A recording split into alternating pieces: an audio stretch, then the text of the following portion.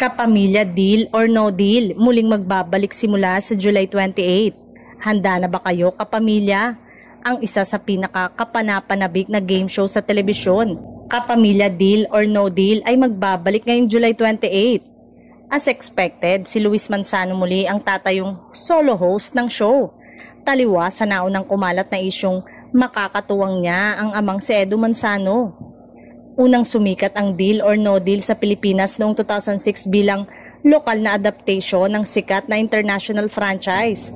Sa orihinal nitong run, naging host si Luis Manzano na nakilala sa kanyang witty na banter at husay sa pakikipagkulitan sa mga contestant.